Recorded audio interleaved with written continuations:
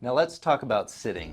When you sit for prolonged periods, your hips stay flexed, your glutes become less active, your upper back begins to round, and your head starts to go forward. The problem isn't sitting. The problem is you're in one position for many hours. Your body was designed to move. A better way to sit would be planting your feet flat on the ground, sitting up nice and tall, bringing your head back over your rib cage. And if possible, raise your computer to eye level so that you can look straight ahead as you're looking at your screen. So you work at a desk job and you're hunched over a lot, typing. Yep. Do you ever feel like you're getting tight in here or your back is a little sore? Yeah. So one way you can help with that, even at work, you're gonna put your arm 90 degrees and you're gonna lean forward until you feel the stretch, but don't go past that. Once you feel the stretch, you're good. Hold it for 20 seconds, good, and then do it on the other side.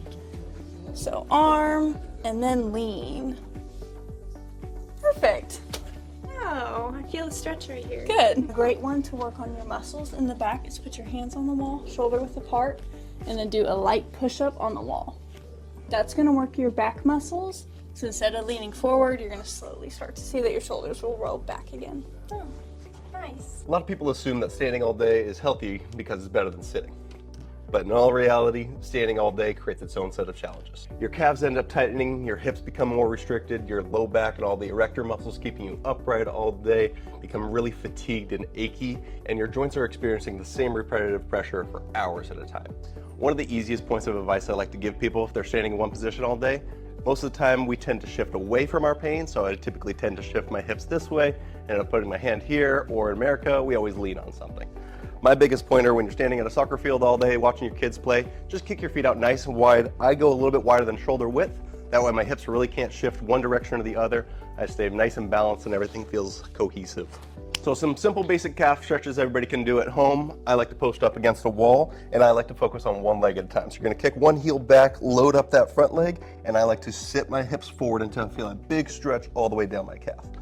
Good pointer here is once that muscle feels a little bit more calm, I bend my knee 5 to 10 degrees and you get that deeper soleus muscle that'll attach to your Achilles tendon. That really helps people with plantar fasciitis. Another standing stretch I like to do for my TFL, so on the front side of your hip here, you're gonna keep one leg straight. This is gonna be the leg you're working on. The other leg comes up in front, crosses over, and I like to push my hips towards that straight leg. You're gonna push that hip forward a little bit. You'll feel that big stretch. If you really wanna get an extra challenge, I'd like to reach my hand all the way up. Do your best not to hold this position for too long because this side ends up to get crampy and a little irritated. So just kind of go through the motions. I kind of open up and get the front half a little bit more. Find that sweet spot that works best for you. So the average head weighs 10 to 12 pounds. And when our heads lean forward, that increases the stress on our neck dramatically. Your neck is basically stuck carrying the weight of a bowling ball while you scroll through conspiracy theories. So a better option when you're looking on your phone is to actually just raise your phone up a little bit so your head stays more level and you're not putting so much stress on your neck. Another option would be to use our neck wedge, which we sell here at the office. If our patients do that every day, we really see a lot of change in the cervical curve.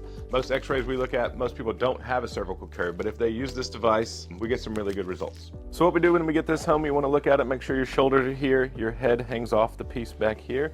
And when you lift up, I want it almost between your shoulders, not between your neck, so your head falls all the way over the wedge. That's going to help stretch out all the anterior muscles and get that good curve back in the neck that we want.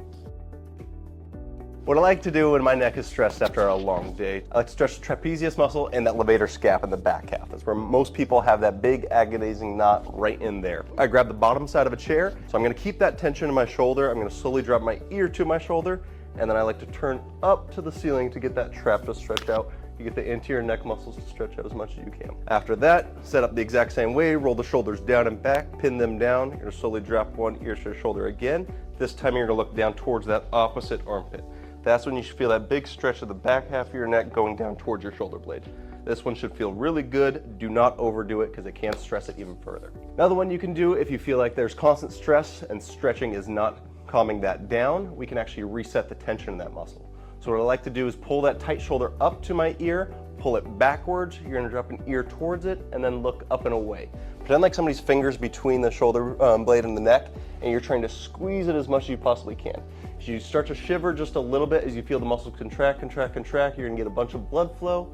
and then slowly drop it down, relax. That shoulder should be a lot more calm. Another way to get started is when you have a break, go for a walk, take a lap up and down the stairs, take a lap around the building. We all love doing that. Take the trash out. Just go for a walk, get some movement in your body, and don't forget to also get your chiropractic adjustments.